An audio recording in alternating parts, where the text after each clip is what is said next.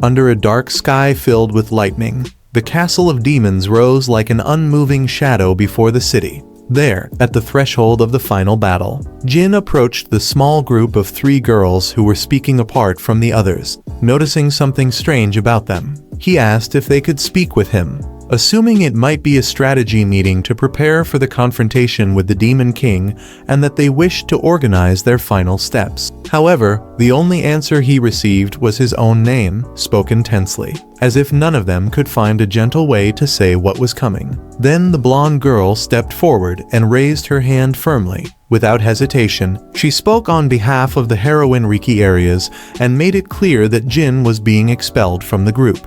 In that instant, Jin's face hardened in silent surprise, while the 3 of them looked resolute and cold. From there, Jin recalled his life before that expulsion, bringing to mind his name and the path that had led him to that moment. He was Jin Geist, the companion who had left a small village to travel alongside Riki, his childhood friend, blessed by the goddess with the hero's blessing. Over time, Yuri, the saint, and Lysica, the sage, had joined them as well. Their entire journey had been guided by a single purpose: to reach the day when they would finally face the Demon King. Yet, before the storm that surrounded the city and the castle that seemed to await its downfall, the group broke apart right before the end. Then the 3 girls stepped a little farther away, and one of them asked whether he remembered the promise he had made. Jin repeated that word softly, feeling a memory pull him back to the beginning of their journey, when they had made a pact with a priest. In his recollection, he had explained that agreement with a kind of natural ease. If he ever became an obstacle to the group, he would have to leave. And since he didn't fully understand which promise they meant, he wondered whether they were referring to that one. Despite his uncertainty, he held on to that idea with a calm seriousness, tinged with a quiet melancholy he didn't need to show. Deep down, he had sensed that one day he would see those kinds of looks directed at him. Looks that now couldn't even bring themselves to meet his eye. In that memory, Riki looked at him with timid tenderness and a faint blush, happy that he remembered his promise. As time passed, Jin had fought alongside them against demons and ever more dangerous threats, supported by a blessing called early growth, which allowed him to improve rapidly, though only within a narrow limit. At first, he achieved a certain amount of success, but reality asserted itself patiently. The 3 girls possessed talents of legendary level.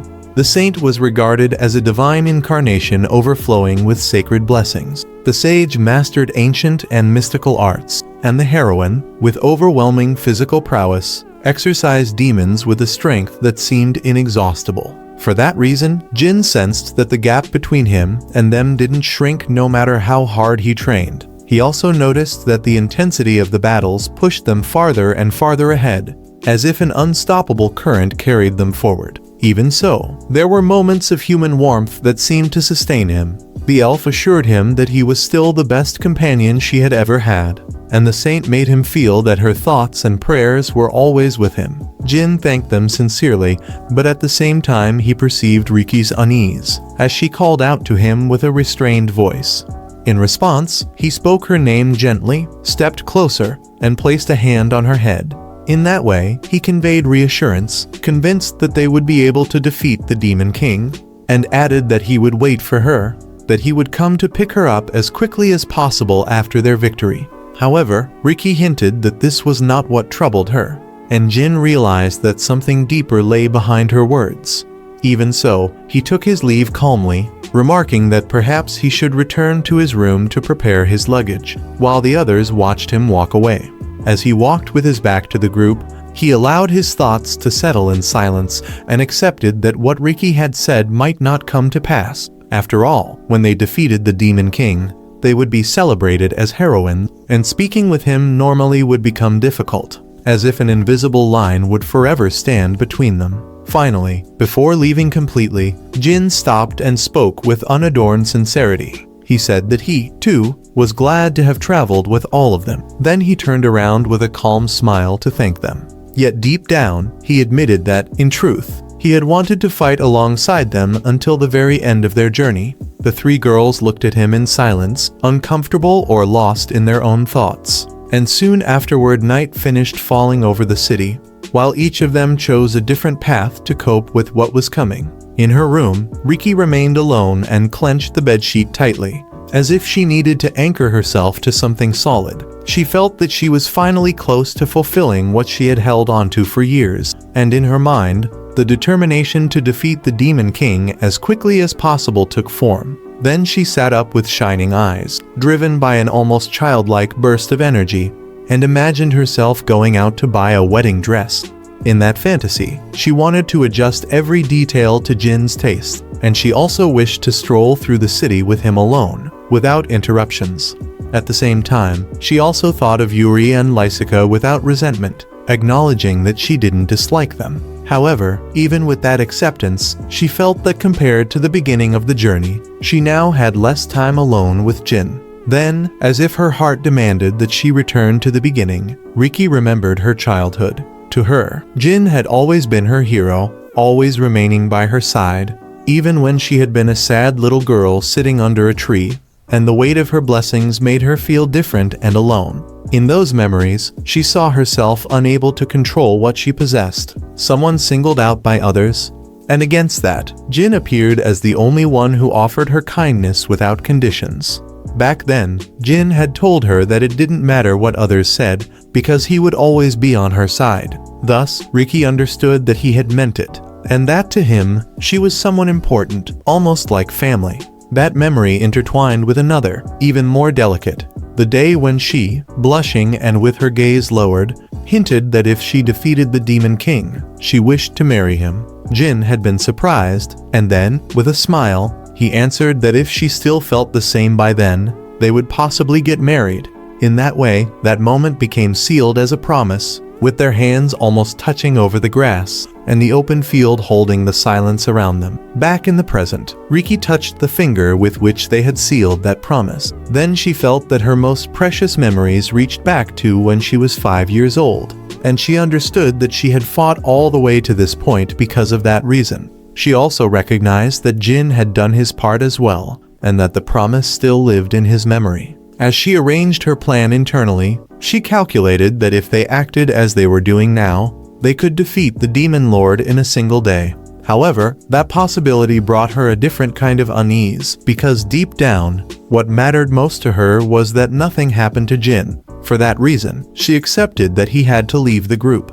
That idea hurt her enough that she released a bit of emotion with a soft kick to the bed, as if she needed to let out tension without breaking anything. Finally, she lay down, closed her eyes, and wished Jin good night. Half asleep, she let a quiet, "I love you" slip into the darkness. In another room, a door moved with a faint sound. Yuri, the saint, was in the bathroom, excited and with an almost childlike happiness, because she interpreted that Riki was thinking about the same thing she herself imagined. Although she felt guilty about Jin, she also concluded that the group's strength would not change much without him, and consequently, she found herself thinking that, in a sense, he could even become a weak point in the face of what was approaching.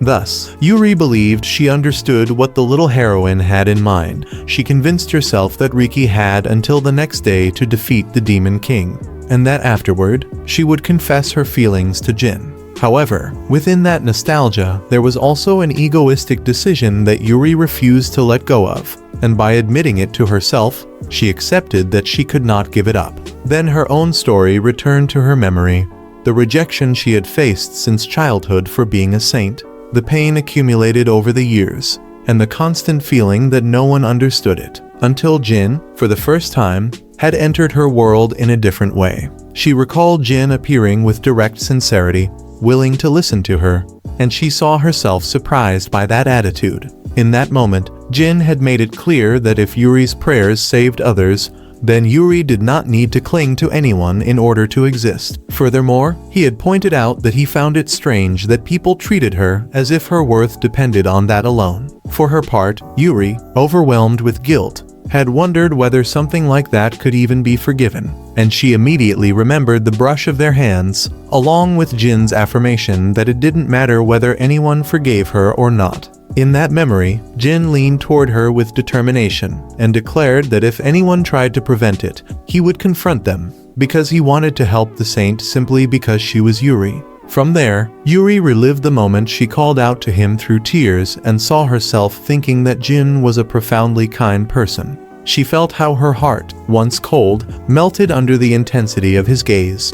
She also remembered herself blushing at his words and at the vow of support he had offered her. And at the same time, she regretted that in that moment she had been crying and unable to respond to him. In the present, Yuri concluded that this was the best moment to act, especially upon recalling Jin's lonely look as he left the room, an expression she interpreted as that of someone heartbroken from being abandoned. With that thought, she stood up, convinced herself that Jin would be all right, and swore to use her power to heal him. At the same time, her imagination built a scene in which she married him after the defeat of the Demon Lord, since she assumed that the group would disband and that it would become difficult to see him again afterward. Within that fantasy, Yuri thought that taking the place of a saint's husband was something neither the state nor the people could ignore. She also considered that Riki and the others had, unintentionally, made it easier for her and Jin to grow closer. She even went so far as to imagine herself energetically entering Jin's room after a supposed wedding night. However, when Yuri opened Jin's door, reality hit immediately. The room was empty, and her expression shifted into silent shock as she searched for any sign. Then, noticing something out of place, her eyes widened in alarm, and she found a note on the table. Understanding at once that it was a letter, she read it immediately, and upon finishing, Yuri trembled, clenched the paper in fury, and her thoughts turned toward the elf, convinced that she was behind all of this. Meanwhile, Jin was with Lysica. At that moment, he remembered that she had gone all the way to the village and was surprised by how easy transportation magic seemed, despite the fact that she had previously presented it as a secret technique that only a sage could use. In response, Lysica smiled naturally and asked him to show her the way. She also explained that she was curious about Jin's hometown and that she was doing this for her friend's sake. Jin replied quickly and gratefully, happy that Lysica had brought him, even though he still did not quite know what form the reunion he was heading toward would take. Then, as they walked, he told her she had been a great help, and she reacted with surprise, as if still not used to hearing it. After that, Lysica hinted that up until that moment, he still wanted to maintain his bonds with his companions. However, blushing, she also implied that for her, it wasn't a bad thing that he wanted to grow closer to the others, and her smile revealed a quiet happiness that asked no permission. Thus, Jin walked ahead to show her the way and mentioned that they were almost there, unaware of the danger growing behind him. Meanwhile, Lysica watched him with a different smile, darker, as if she were finally reaching her greatest objective. Lysica Erdia, born an elf, was of an age equivalent to 28 in human terms, and in her homeland people around her had already begun forming families. She, however, had been so absorbed in her research that she never had time to think about marriage, and as the years passed, she began to feel insecure, as if she had fallen behind. In her memories, when she returned home, something broke inside her, and she burst into tears before her parents, silently lamenting that it was already too late and convinced that no man would ever want a woman like her. Even with the sage's blessing, she believed that only someone with a destiny as particular as that of a male sage could have prevented such loneliness. Yet in the end, even as a sage, she had found no opportunity. For that reason, she decided to seek her own destiny and interpreted it as a blessing, choosing to accompany the heroes on their journey. It was there that she met Jin, and secretly she understood that he was unlike any man before, for he remained perfectly at ease even when she spoke openly about her single status. In one conversation, while Jin drank tea, she saw him react with interest. Then she heard words that shook her completely when he said that he found her affectionate and pleasant, and that he bet she would make a great wife. At that, Lysica opened her eyes in surprise and excitement, barely able to answer with a brief agreement, as if her voice had lagged behind. Then Jin smiled and added that Lysica was truly reliable, and that he was grateful for her constant help.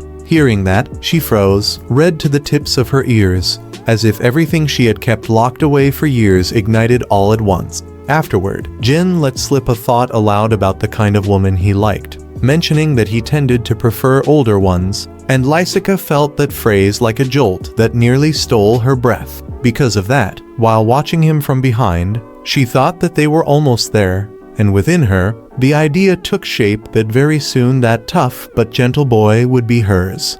A little later, Jin stopped before a modest house and pointed to it with a mix of nerves and restrained pride, making it clear that this was his home. At that instant, he placed a hand on his chest, as if trying to steady his breathing. Noticing his unease, Lysica placed a firm, reassuring hand on his shoulder. With a gentle smile, she reminded him that he had saved many people, and that he could walk with his head held high. And Jin barely managed to answer by speaking her name, as if her presence were supporting his courage. Thus, with his fist tightening out of habit, Jin knocked on the door and let out a nearly whispered thank you. His father opened it and was stunned to see his son, taking a moment to recognize him. Jin, shy, made it clear that he had come home. Then surprise transformed into immediate joy, and his father announced his arrival with excitement. Shortly after, his mother appeared running from inside, receiving him with warmth and relief, and for an instant everything seemed to fall back into place. However, that calm broke when she noticed Lysica behind Jin, and her expression shifted to alarm as she asked who that woman was. Jin tried to explain that he would introduce her, but Lysica stepped forward with an elegant bow and addressed them with flawless confidence. In that very gesture, she called them father-in-law and mother-in-law, introduced herself as Lysica, and declared that she was engaged to Jin. The impact was immediate. Jin was left petrified, unable to react, while his parents sank into absolute silence before bursting into total astonishment that filled the room. Once inside, the mother tended to Lysica with enthusiasm, looking at her as if she were a sign of good fortune. Consequently, she thought that Jin was lucky to have such a different kind of wife, and with that same excitement, she hinted that Lysica must care for him deeply. Jin's father, equally impressed, remarked that his son had been fortunate to find such a beauty.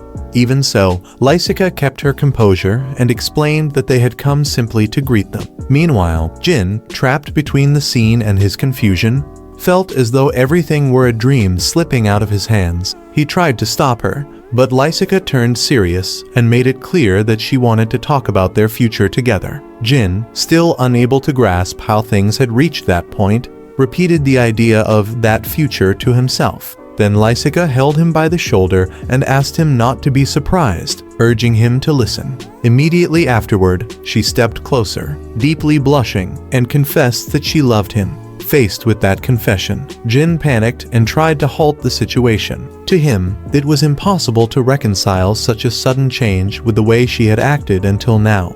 Yet Lysica caught up to him before he could step away, took his hand, and spoke his name with an intensity that left him defenseless. With a confident expression, Lysica reminded him of something he had once said, that if she could not marry him, he would take her with him anyway, and that he had implied he would be happy about it. Jin felt the blow of that memory as if a mistake had suddenly come back to life, and inwardly wondered how he could have said something like that without considering its consequences. Immediately, fear pulled him back to what mattered. He thought about the Demon King and what would happen without the sage, convinced that without her, the other two would not be able to win.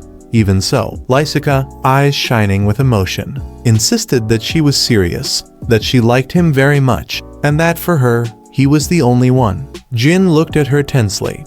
On one hand, he recognized that she was a beautiful woman. On the other, he understood that this did not mean that they were suddenly a couple, nor that everything had already been decided. Still, when he called her by name, he did so gently, as if trying to slow things down before hurting her.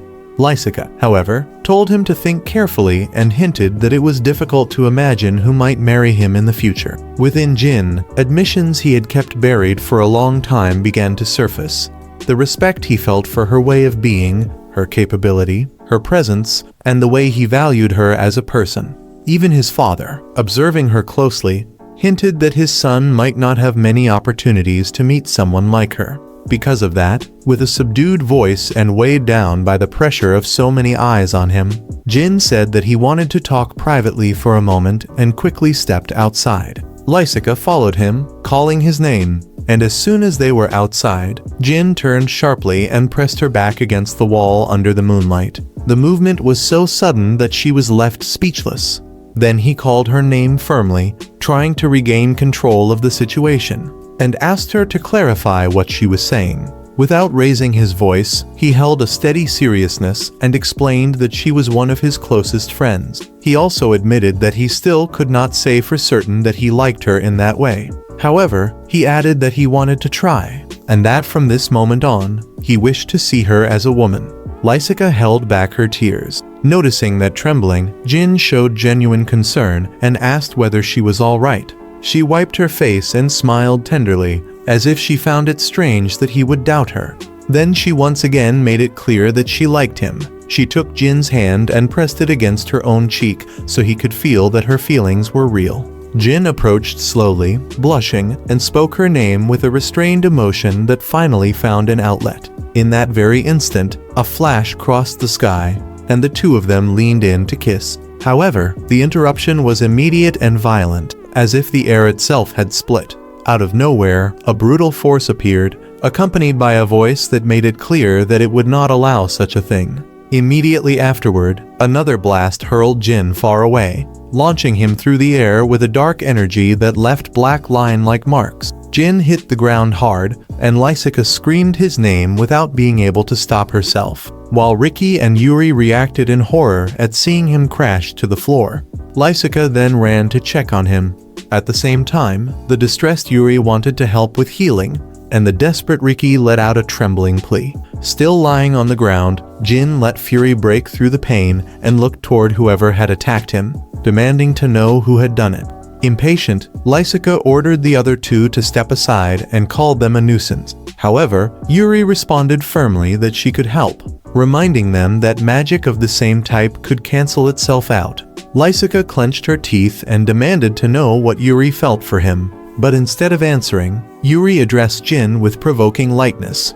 She said she would heal him, and that afterward she wanted lots of praise. As a result, the tension ignited. Lysica shoved Yuri aside to remove her from the way and insisted that she would take care of him, claiming there was no need for Yuri to touch him with her magic. Yuri was outraged, and Riki, enraged as well, demanded that both of them move aside. In the middle of the chaos, Riki threw herself toward Jin with a desperate intention to help him in her own way and declared that she would give him mouth-to-mouth resuscitation. However, both Yuri and Lysica stopped her and made it clear it wasn't necessary. Jin, amid confusion and exhaustion, managed to think that he was lucky to have such dedicated friends, though everything became too noisy when they ended up arguing even while trying to heal him. In the end, the three of them surrounded him and looked down at him with faces full of worry. Each one called out to him in her own way, as if their voices could bring him back. Jin barely opened his eyes and signaled that his consciousness was slowly returning. Afterward, he woke gradually in a bed, letting out a sleepy murmur. Outside, the sky was clear and the family house seemed peaceful. 2 days had passed since the incident, and when Jin opened his eyes further, he recognized the place with surprise.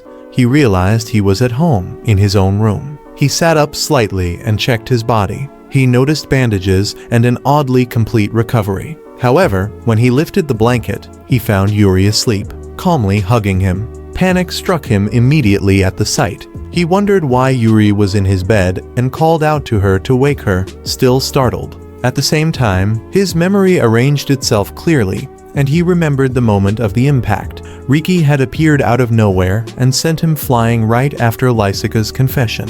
Then he had fainted, still asleep. Yuri shifted and snuggled even closer to him. Jin, unsure how to deal with that closeness, tried to understand why she was still there. From any angle, the situation seemed bad, and just when his nervousness reached its limit, Yuri opened her eyes and sat up with a bright expression. Then she greeted him good morning sweetly and immediately asked about his condition. Blushing, Jin tried to keep his composure. He said he was fine and thanked her for the treatment. Yuri smiled and asked what he would do that day. At that moment, Jin remembered that it was the day they would defeat the Demon Lord and indicated that they should pray for everyone's safety. However, the thought hit him too late. Alarmed, he demanded to know what she was doing there, insisting that this was an important battle for peace. He also revealed his concern for the heroines, wondering what they would do without him. Recalling what had happened, Yuri shifted her tone and began explaining what had occurred, guiding him into an account that started the previous night. In the Demon King's castle. There, the Demon King had presented himself with arrogance. He laughed at the idea of the hero of that generation being a woman and proclaimed himself Kaiser Laurel, ruler of demonkind. Then Riki appeared with an imposing presence, marked unmistakably as the heroine. She stepped forward coldly and made it clear that she would fulfill what it meant to be a hero. After that, she unleashed a colossal attack. A sacred sword tore across the battlefield with a cutting light. After the final strike, she declared that the power of love had won in the end and displayed absolute confidence. Yuri, satisfied, observed the result as if confirming that they had done the right thing. Then Riki and Yuri approached the Demon King, already defeated, and Riki forced him to speak about who had been right in that war. The Demon King, humiliated and nearly unconscious, admitted that the humans had won. Thus, both of them understood that the purification ability was working, because the magic was changing his attitude. Then Yuri asked him to serve humanity generously from that moment on, and the Demon King accepted docilely, as if surrendering completely. With that, Riki and Yuri withdrew calmly, convinced there would be no problem, and that they could return early. Later, Lysica expressed surprise that they had defeated him with a single strike. Riki answered with almost bored tranquility and hinted that she could have done it alone. Hearing that, Lysica felt a bit sorry for the Demon King. However, Riki implied that the truly bad part had been waking up and discovering that Jin wasn't there. Lysica fell silent, weighed down by guilt, and tried to close the topic by commenting that all that remained was to report to the king. Then Riki put Lysica in charge of giving the report, which startled the elf, who protested that she wasn't the right one for it. However, Riki replied that the hero's mission was to defeat the Demon King. Yuri confirmed that idea and added that Lysica, who knew the king, needed to be there to follow up on the situation. Lastly, Yuri assigned herself the task of taking care of Jin, and Lysica immediately protested, which started an argument. However, Riki raised her voice and suggested deciding it with a simple game, rock, paper, scissors. Yuri ended up explaining to Jin that that was how things had happened. Even with that explanation, Jin remained in shock, unable to process that they had truly defeated the Demon King. Then Yuri approached him with tenderness and reminded him that she had never lied to him, making it clear that the world was now peaceful. Jin accepted that reality with a strange calm. He understood that the journey had ended and that there was no longer any reason to stay with them as before. Inside, he assumed he needed to return to being a normal villager and suggested that perhaps it would be better for Yuri to stay with the other heroines, noting that he no longer felt pain and that he was fine. However, Yuri became serious and hurt. She asked him not to speak badly of himself, because if someone important to her belittled himself, it saddened her. Although she smiled tenderly as she said it, she also set a clear boundary and hinted that she didn't want to hear words like that again. Jin lowered his head, accepted it, and promised not to belittle himself anymore. Yuri sealed it as a promise by gently taking his hand. Later, Jin noticed the silence in the house and asked where his parents were, since he didn't see them anywhere. Seeing food on the table, he realized they had prepared breakfast for them. Then he found a note. It said they would be out until the evening, that the meal was simple but would give him energy, and that they wished him good luck. Reading it, Jin fell into a silent crisis as he understood what his parents were implying, feeling that he absolutely could not allow Yuri to see it. However, suddenly Yuri appeared behind him and asked if it was a note from his parents. Jin reacted quickly and used magic to destroy the evidence, tearing the paper to pieces at once and sweeping the scraps away with nervous clumsiness while insisting it was nothing important. In that moment, Jin noticed that Yuri was wearing a new outfit. He pointed it out in surprise and told her it looked good on her. Yuri smiled with deep happiness, as if that simple comment soothed her from within. Taking advantage of the good morning weather, Jin suggested eating outside on the terrace, realizing that his mother had left everything ready for them. Yuri accepted enthusiastically, and both of them ate outdoors. Jin enjoyed the homemade food he had missed during the journey, and Yuri marveled at how fresh the vegetables were. As they ate, Jin recalled his rushed days, and Yuri looked at him warmly. happy to share a peaceful morning with him. Jin let out a light laugh as he admitted that during the journey, there had never been time for something like this.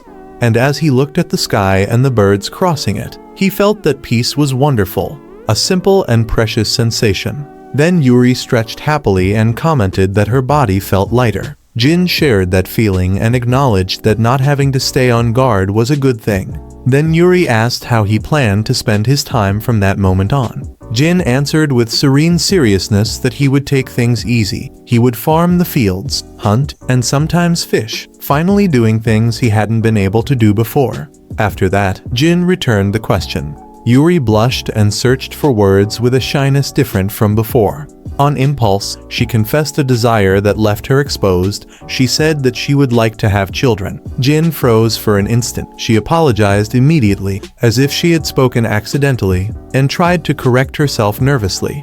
In doing so, she implied that what she truly wanted was simply to be able to talk calmly like this, to share unhurried, ordinary moments, and to feel that it was wonderful. Jin looked at her with a gentle smile and agreed. Then, with honest serenity, he hinted that if it had been possible, he too would have wanted to spend time like that with Riki forever. Hearing that, Yuri felt an internal jolt. She asked him what he was saying, and immediately declared that they would get married right now. She said it directly, without hesitation or softness. Jin was completely paralyzed. Meanwhile, Yuri continued as if that idea were the most logical conclusion. She explained that in that way, they could spend time together forever from that moment onward. Jin remained in shock, unable to understand where that decision came from or what it truly meant. At the same time, Yuri recalled a day she had treasured with tenderness for years, assuring herself that she had not forgotten it for even a moment.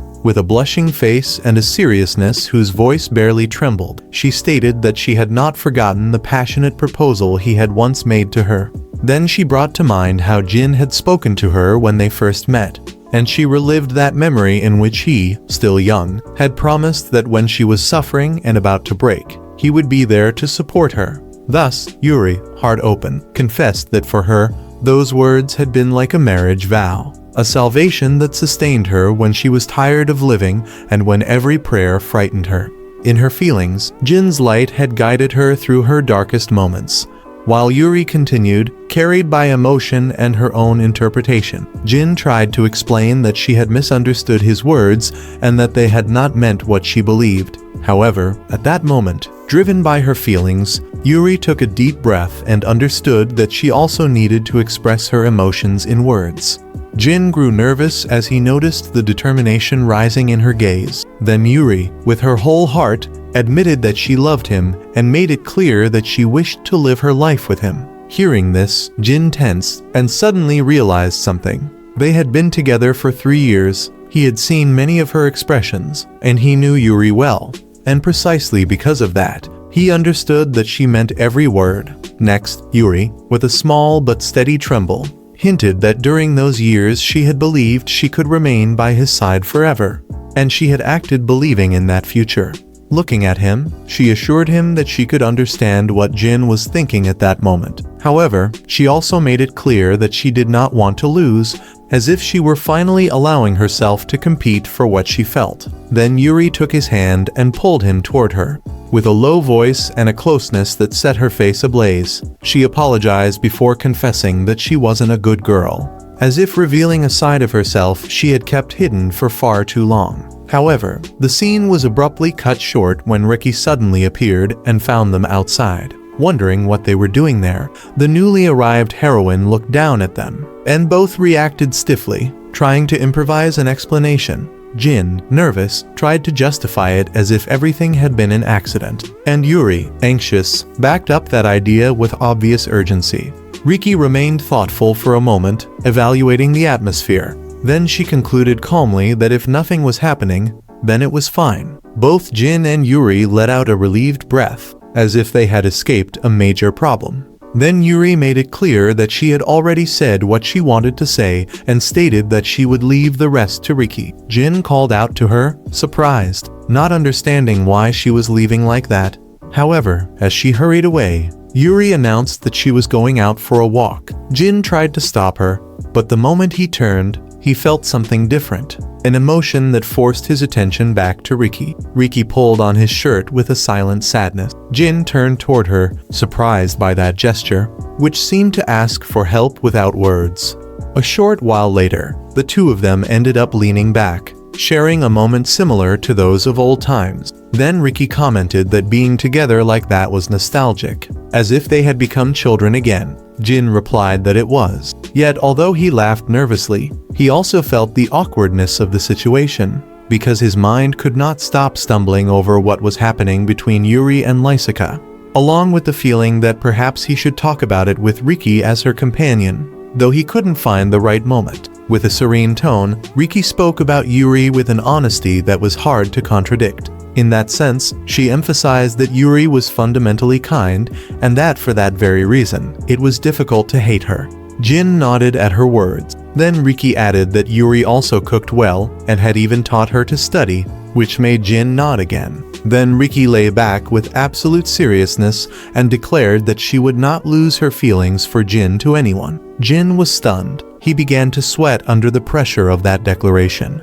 And at the same time, he scolded himself internally for even finding himself in such a situation with Riki. Immediately afterward, he sat up abruptly, and in a clumsy attempt to change the direction of the moment, he blurted out that they used to sleep together a lot, though he mentioned it was because Riki used to sneak in. Still lying down, Riki let out a soft laugh and hinted that Jin was warm, which was why she sought his closeness. Jin then reminded her how, in the beginning, she clung to him, but in the morning, she would throw him out of the bed. That memory revealed Jin's childhood, difficult nights in which he could hardly rest. Riki lifted her head calmly, as if that past did not faze her, and stated proudly that those attacks no longer worked on her. Jin understood that the hero's blessing was strong, and as a result, the tone of the moment grew more melancholic as the two of them sat back to back, separated by a heavy silence. In a low voice, Jin murmured that perhaps he would no longer be able to match her as before. With a mischievous expression, Riki revealed that now she could knock him down with her pinky finger. Even so, she acknowledged that stating it so casually was a bit shocking. With that lightness, Riki proposed trying an arm wrestling match again, and Jin, weighing his pride, thought he preferred to avoid it because he would probably lose. However, the psychological pressure fell like a joke turning serious. They called him a coward and weak. Riki insisted that she would defeat him using only her pinky. Jin, caught between the provocation and his pride, finally accepted. He promised himself he would twist her arm easily, and he even asked her not to limit herself to just one finger. Riki warned him that he might get hurt, but Jin, stubborn, insisted that she face him using only her pinky.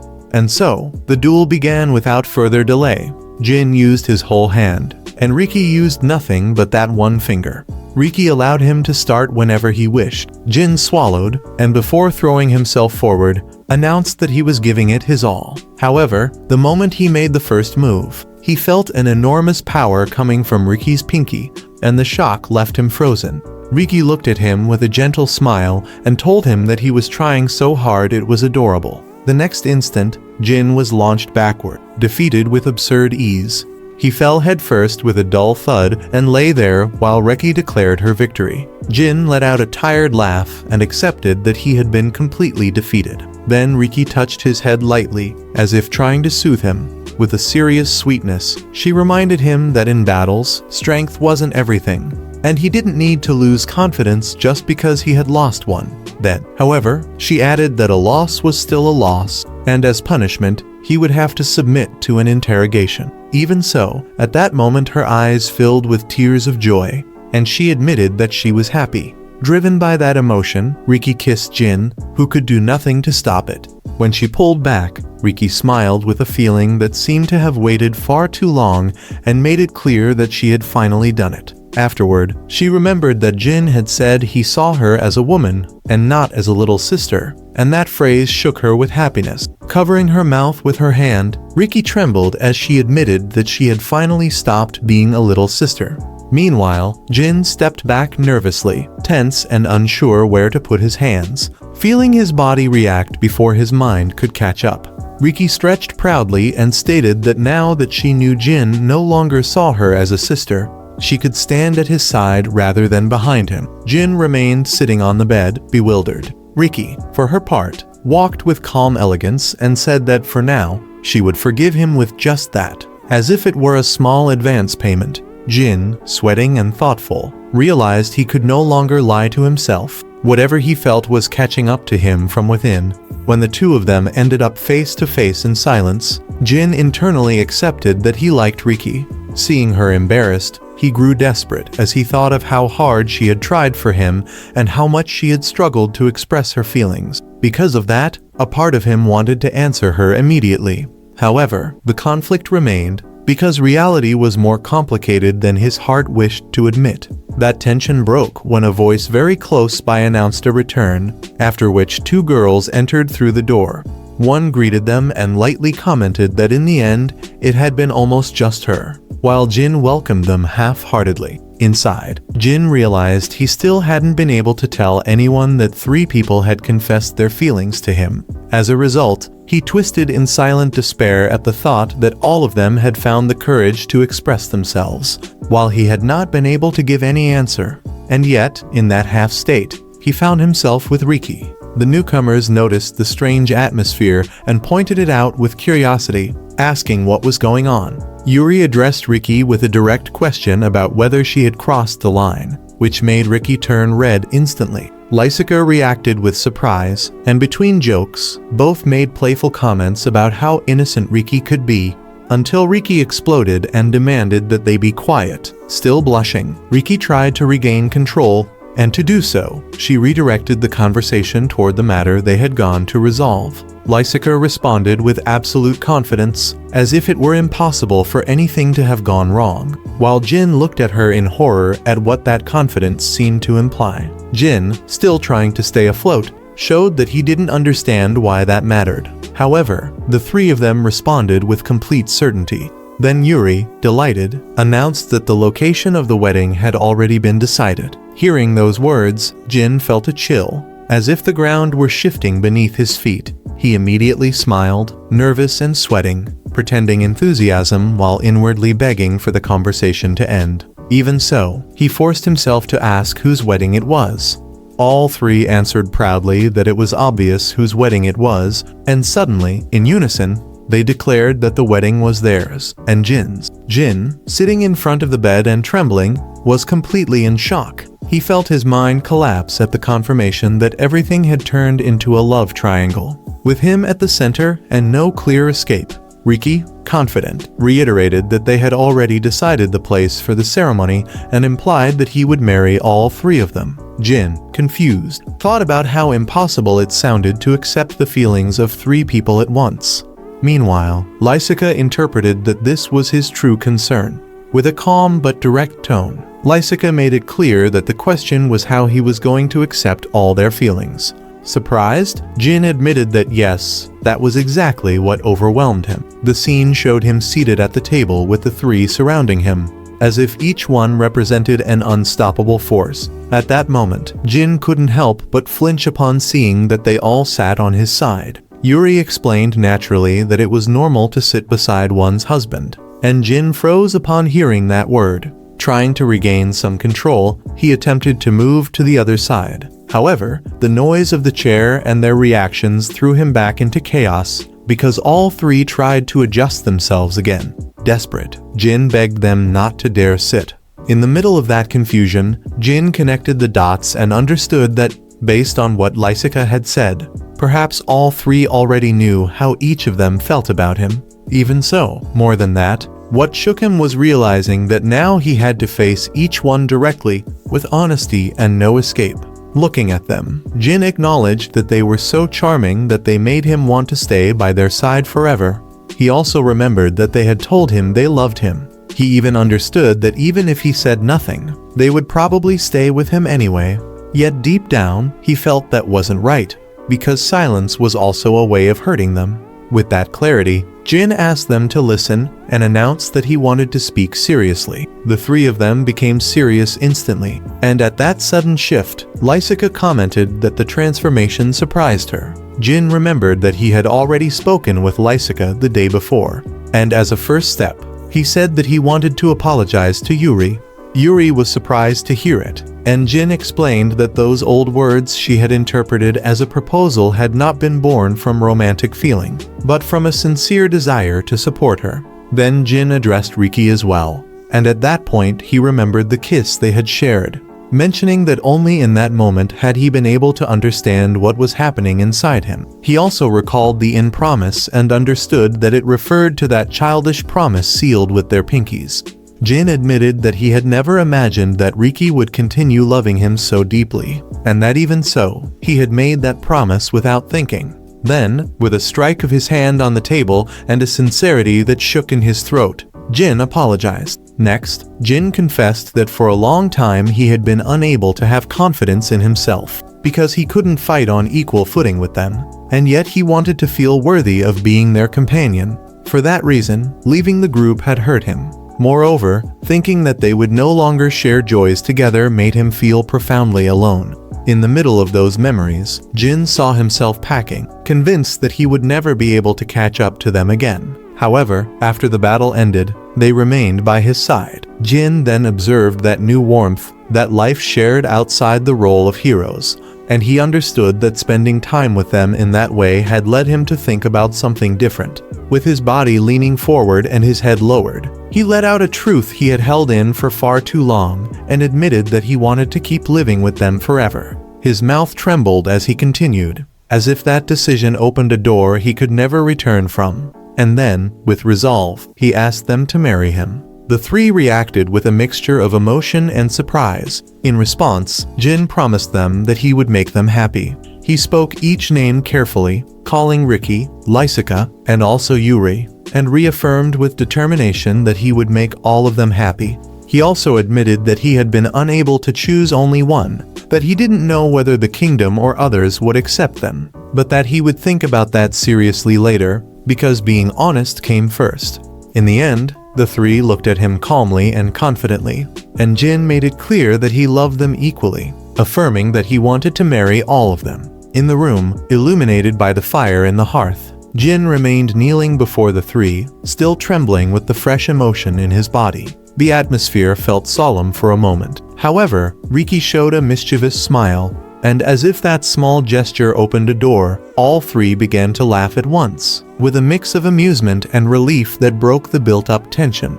Jin was shocked by their reaction, unable to understand why they were laughing right after what he had said. Yuri brought her hand to her mouth and laughed elegantly. Amidst her laughter, she commented that Jin's face looked far too serious and apologized, while Jin, still confused, tried to understand what was happening and asked why they were all suddenly laughing. Before he could gather his words, Riki interrupted him with a gentle tap on the forehead, as if waking him from his paralysis. Then, calmly, she made him understand that it wasn't strange that he couldn't choose just one, because she had known that for a very long time. Riki looked at him with shining eyes and confessed that she had wanted to be his wife for 10 years. At that number, Jin opened his eyes in pure surprise, as if the weight of those words crashed down on him all at once. Without losing her tenderness, Riki scolded him softly for having misunderstood her feelings. Jin, for his part, let out a sincere embarrassment, feeling small before how obvious everything had been to them. Riki then threw herself into a hug and held him tightly, as if her decision no longer allowed any doubt. In that gesture, she assured him that everything was all right and that he could open his heart even more. While holding him, Riki allowed her memories to blend with the present and saw herself traveling with him again. In that way, she remembered that even when Jin followed her along that path, she had felt profoundly happy to be able to remain by his side. Her tears, as a result, turned into ones of joy as she admitted that it had always been Jin who poured warmth into her heart, and that it had always been him from the very beginning. Yuri approached with a gentle warmth and joined in that confession. She stated that Jin's words had also lifted her heart from its very depths, as if they had rescued her when she had been sinking. Then, with a soft gesture, Yuri caressed him and reminded him that he was the reason they had made it so far. Jin, with tears flowing freely, spoke the names of Riki and Yuri as if, by saying them, he could return everything they were giving him. Then Lysica, smiling with a gentle confidence, asked him to lift his face, When Jin did so, he felt her hands meet his and intertwine naturally. Lysica made it clear that from the day she fell in love with him, the three of them had already decided something. Thus, in a final impulse, the three caressed him together, surrounding him with a clean and direct affection. While Lysica affirmed that yes, they would be happy, Jin cried hard, completely overwhelmed, and amid the embraces could only give thanks again and again, his voice breaking, until the four of them ended up on the floor, held by that moment that seemed to calm years of doubt. Afterward, the exterior of the house appeared calm, as if the world had not noticed the emotional earthquake that had just taken place inside. Riki looked at her clothes and complained that Jin's tears were staining them, and Jin, embarrassed, apologized immediately. Yuri smiled as she admitted she had never seen Jin cry before. For her part, Lysica, with a satisfied expression, commented that he had finally shown them his vulnerable side. Jin tried to justify himself by saying that they had made him happy to the point of tears and that it was normal. However, Riki did not miss the chance to tease him affectionately. She pointed out that he looked unusually sad, and Jin, embarrassed, tried to end the topic quickly. Right after that, Jin stood up with a renewed determination, asked them to look at him, and promised that the four of them would be happy together from now on. He also stated that he would think as best as he could and do as best as he could. The three smiled in unison and accepted with a simple yes. In fact, one of them added that there was no need to worry so much about it. Jin was surprised by that confidence and soon discovered why. Lysica mentioned with complete naturalness that the place for the wedding had already been decided. Jin, confused, wanted to know where it would be. Then Riki spoke, and with a flirtatious pose that contrasted with the seriousness of the announcement, she stated that it would be at the royal castle. The news hit Jin like a bucket of ice water. He shot to his feet, horrified, and demanded to know what in the world they were talking about. Seeing that the three of them were looking at him with neutral expressions, he felt as if they were dragging him toward an abyss with unsettling calm. Jin raised his voice and made it clear that getting married was already difficult even in a normal situation, and he didn't see how the king could possibly approve something like this. Lysica calmly explained that normally he would not approve it. However, she mentioned that the situation was now very different. This left Jin utterly stunned. Not understanding what she meant, Riki pointed at him and made it clear that the answer was simple for them. As a result, the three advanced toward Jin with a dangerous determination despite how adorable they might appear. While Yuri declared that she wanted Jin to become a noble, Jin panicked as he found himself being carried along by them, and he finally understood the meaning of that conversation. Then the scene shifted to an aerial view of the kingdom, and the narration emphasized the weight of that reality as the royal capital and the castle of Eldentark appeared. After all, a commoner marrying a heroine was not something easily accepted, much less a union with a sage and a saint, something that, in that kingdom, was out of the question unless he rose in status. At the gates, the guards called for silence, and formality took over. Jin, thoughts racing, clung to the idea that only by becoming a noble could he prevent everything from falling apart. Once inside the great hall of the castle, a herald announced the king's entrance, and the scene filled with solemnity as the monarch appeared, identified as Olvalt Mion, king of the kingdom of Mion. Jin, kneeling and inwardly desperate, felt he did not understand how they had reached that point. Then the king descended the stairs and declared that he had come to congratulate Jin Geist on his safe return. Meanwhile, Jin, making an effort to respond with proper etiquette, acknowledged the audience and apologized for the impropriety of presenting himself in such a manner. Then the king ordered him to lift his face, and in the next instant, shattered all solemnity. He ran toward Jin and hugged him with an almost paternal enthusiasm. Immediately, he celebrated how well Jin had done, and the fact that he had returned safe and sound, treating him as if he were his grandson at heart. To the uncomfortable surprise of the girls, Jin looked at the king in disbelief, understanding that this man was not only the ruler of the kingdom they lived in, but someone who knew him far more closely than anyone could have imagined. The king quickly regained his majestic bearing. However, the atmosphere had already changed. When the girls pushed him away from Jin, the king appeared annoyed. Riki scolded him for clinging too much to her husband, and Lysica, without measuring her bluntness, added that he needed to keep his distance.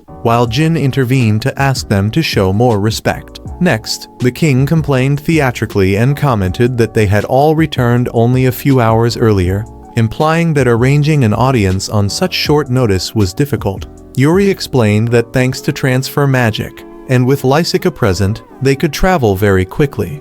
Lysica, for her part, without losing her firm tone, asked them not to overuse that magic. Still tense, Jin began to explain what the kingdom of Mion represented. A map of the continent showed that it was one of the great nations dividing the territory in two, a kingdom with a strong monarchy that governed by granting autonomy and earning the trust of its citizens. Jin also recalled how the hero's journey had been sustained by the nation's support, with supplies and funding. Because of that, he admitted that he could not express how grateful he was for having been able to learn swordsmanship and magic thanks to that backing. Likewise, Jin acknowledged that King Ulvalt was praised for mediating between races and nations with complicated relations. He also pointed out that the fact that their group had been formed by people of such different origins was also thanks to him, with the church connected to Yuri and the elves' village connected to Lysica as pieces of a delicate balance. Jin remembered as well that he, a simple commoner, had been allowed to accompany the hero's party by that same authority. At that moment, the images shifted to his childhood. The king supervised his training and told him that Riki needed someone who could support her emotionally. In that memory, the king placed a hand on Jin and told him that if he felt he had reached his limit, he could stop.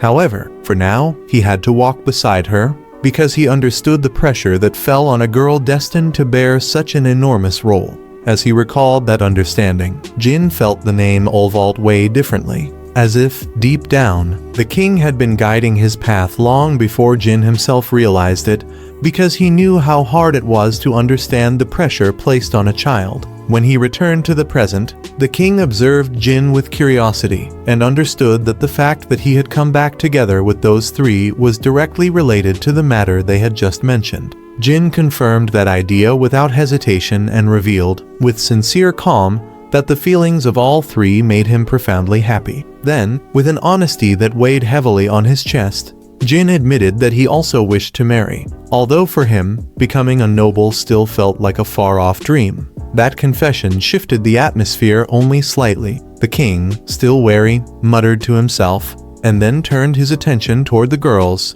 implying that he needed to know whether they had explained everything to him properly. At that reaction, the three tensed up, and for an instant, as if completely lost, they looked at one another without knowing how to begin. Finally, Yuri broke the silence with measured words. She made it clear that among themselves, they had also perceived one another's feelings, and that it was something so valuable that none of them could give it up without pain.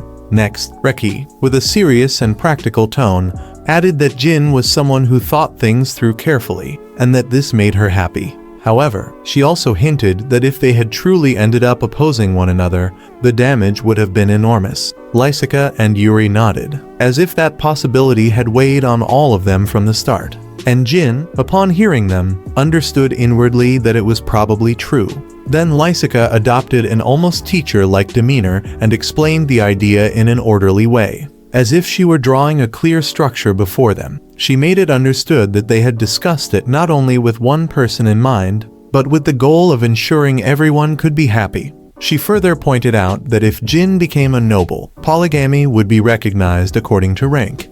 On that basis, she emphasized that this condition was the starting point to ensure no one would be left behind. With their decision already firm, the girls advanced toward Jin with a confidence that left no room for doubt. In that way, they conveyed to him that nothing stood in the way of their marriage anymore, and that from that moment on, he would no longer be able to escape from them, so he needed to prepare himself. They immediately surrounded him and called him dear, with a warmth that drained all strength from him, while Jin seemed outwardly present yet inwardly absent.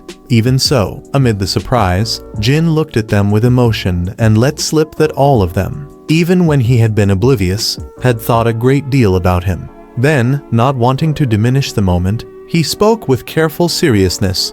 He explained that he understood all their feelings and also the necessity of becoming a noble, but he felt it would be difficult to achieve without great merits in war or research. The girls listened attentively, without interrupting him. Then Yuri reminded him, naturally, that they had defeated the Demon King. In response, the king, proud, confirmed that such an accomplishment was worthy of receiving honors. Jin lowered his head and thanked him. Although inside his gratitude mixed with discomfort, he understood those words, but he could not help thinking that the merit belonged to Riki and Yuri, and that he, in the end, had left the group and had not even been able to fight alongside them. The king observed him with seriousness, as if reading that doubt on his face, and asked him to listen carefully. He made it clear that many recognized Jin's efforts and spoke of how, in a world pressured by the demon race, the hero party's progress had brought hope to the people. A hope that also included Jin's contributions. With firmness, he added that surely those three had already told him that enough times, and that it was proof that Jin had been a necessary companion on that journey. Then the king extended his hand toward him, as if wanting to engrave the truth into him once more. Thus, in the throne room, within a formal ceremony, he proclaimed the name Jin Geist with solemn voice and declared that his service on that occasion had been truly remarkable. Deeply moved, Jin thanked him again. Finally, when the king placed his hand on Jin's shoulder, he assured him that he would support that marriage in the royal capital with the full backing of the nation.